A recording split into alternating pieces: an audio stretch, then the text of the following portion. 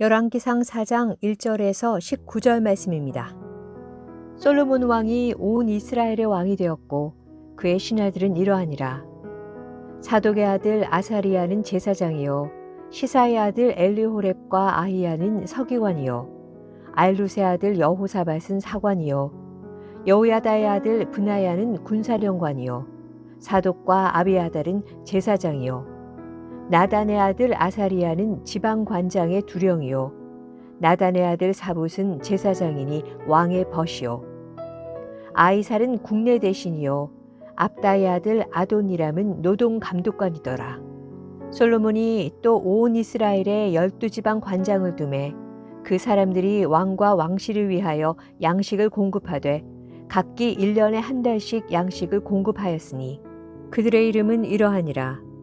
에브라임 산지에는 벤후리요 마가스와 사알빔과 벳세메스와 엘론 벳하난에는 벤데겔이요 아룻보세는 벤헤셋이니 소고와 헤벨 온 땅을 그가 주관하였으며 나밧 돌 높은 땅 온 지방에는 베나비 나답이니 그는 솔로몬의 딸 다밧을 아내로 삼았으며 다아낙과 무깃도와 이스라엘 아래 사르단가에 있는 베스안 온 땅은 알루세 아들 바하나가 맡았으니 베스안에서부터 아벨무훌라에 이르고 용르암 바깥까지 미쳤으며 길르앗 라몬에는 벤게벨이니 그는 길르앗에 있는 므낫사의 아들 야일의 모든 마을을 주관하였고 또 바산 아르곱 땅의 성벽과 높빗장 있는 60개의 큰 성읍을 주관하였으며 마하나임에는 이또의 아들 아히나답이요 납달리에는 아히마스이니 그는 솔로몬의 딸 바스맛을 아내로 삼았으며 아셀과 아로세는 후세의 아들 바하나요 이사갈에는 바루아의 아들 여우사밧이요 베냐민에는 엘라의 아들 시므이요 아모리 사람의 왕 시혼과 바산 왕 옥의 나라 길르앗 땅에는 우리의 아들 게벨이니 그 땅에서는 그 한 사람만 지방관장이 되었더라. 오늘 본문 말씀 잘 들으셨습니까? 말씀을 듣기 전에 기도로 하나님께 나아가야 되겠다고 생각하신 성도님들도 혹 계신지요? 말씀을 사모하며 귀를 기울이시는 성도님들에게 우리 성령님은 우리의 눈을 밝혀주셔서 조명해 주시고 깨닫게 해주십니다. 말씀하시는 하나님 앞에 기대하는 마음으로 말씀을 다시 읽어보는 시간을 가져보세요. 꼼꼼하게 또 자세하게 문맥을 따라 줄을 그어가면서 집중하여 말씀을 읽으시면 더 좋은 묵상 시간이 될 거라 생각합니다. 열왕기상하는 왕들의 이야기지만 역사를 주관하고 하나님의 뜻이 흘러가기에 하나님과 왕들의 이야기라고 보면 되겠습니다. 오늘 본문은 열왕기상 4장 1절에서부터 19절까지인데요. 솔로몬 왕이 등극하여 체제를 정비하는 이야기입니다. 하나님은 어디에서 어떻게 일하고 계실까요? 4장 1절부터 6절까지는 새롭게 등용된 신하들의 이름이 기록되어 있습니다. 7절에서 19절까지에도 이스라엘의 12지방 관장들의 이름도 기록되고 있지요. 자세히 읽어보면 새로운 신하들을 소개할 때에 반복되어 나오는 단어들이 있습니다. 반복되어 기록했다는 것은 강조의 의미로 쓰이거나 아니면 중요한 의미가 담겨 있음을 암시합니다. 누구누구의 아들 누구누구, 누구누구의 아들 누구누구. 신하들은 지금의 장관급을 말하겠죠. 그 장관들을 언급하면서 가장 먼저 소개하는 것에 주목하십시오. 바로 제사장입니다. 아버지 선왕의 유언을 가슴에 새긴 솔로몬은 이 나라가 여호와 하나님의 손에 의해 다스려지길 원했고 제사의 우선권 곧 여호와 하나님께 나와 예배하는 일을 우선시했음을 알 수 있습니다. 그래서 아버지 다윗 왕 때 제사장이었던 사독 그의 아들 아사리야를 제사장으로 세웠습니다. 이제 왕으로서 온 이스라엘을 다스리는 솔로몬의 마음은 3장에서 기브온의 1000번제를 드렸을 정도로 하나님께서는 겸손한 왕으로서의 예배자였습니다. 그리고 제사장 외에 서기관, 군사령관, 지방관장의 두령, 왕의 벗인 동시에 조은과 제사장, 국내 대신, 노동감독관들을 소개합니다. 이 중요한 자리에 국내 대신 외에 모두 누구누구의 아들을 기용하면서 검증된 가문의 아들인 누구누구와 함께 나라를 세워가는 데 있어서 영적인 분위기가 얼마나 중요한가를 가르쳐 줍니다. 그리고 성경은 그 이름까지 기록합니다.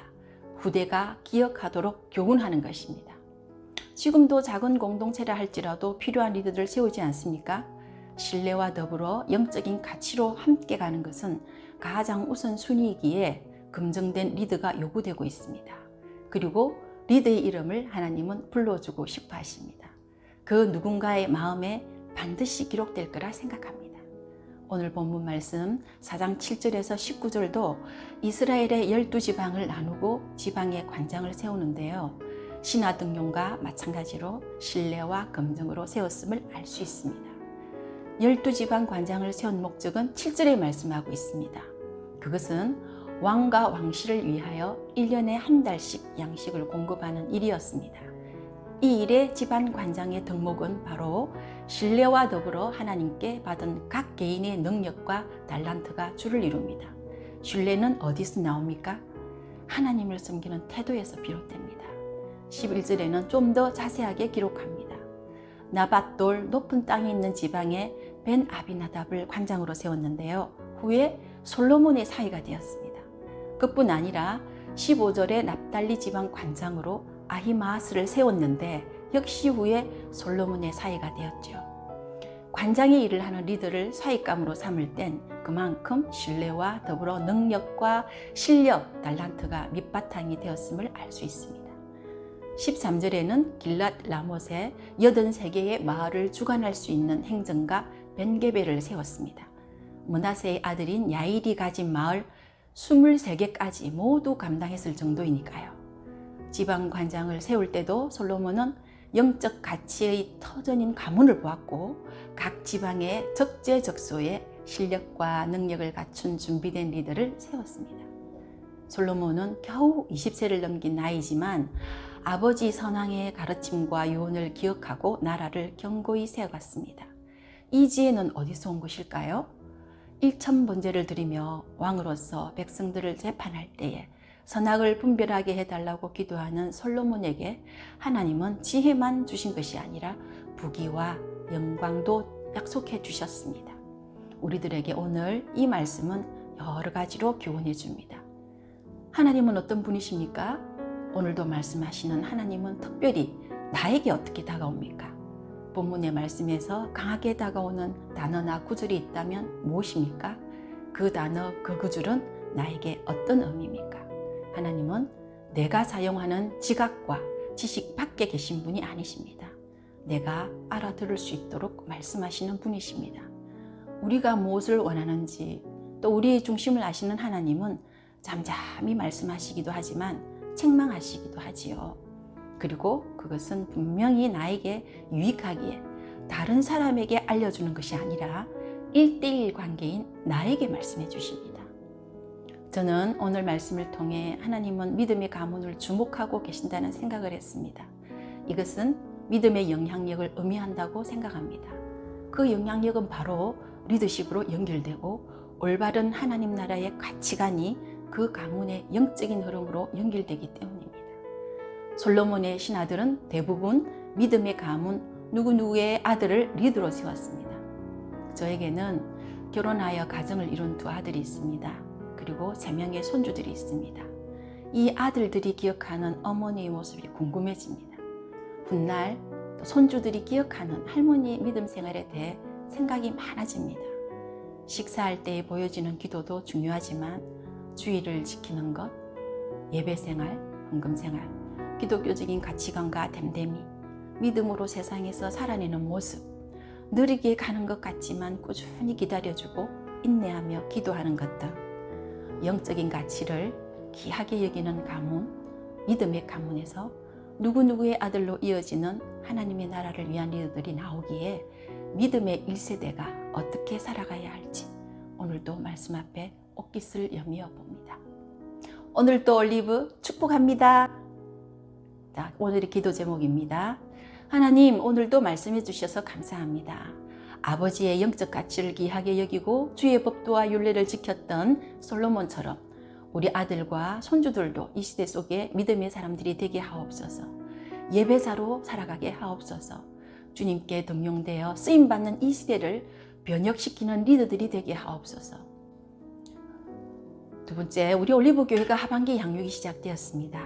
말씀을 배우고 익히는 가운데 영적으로 성장하게 하옵소서. 5개 조가 말씀과 기도로 하나 되는 공동체를 경험하는 시간 되게 하옵소서.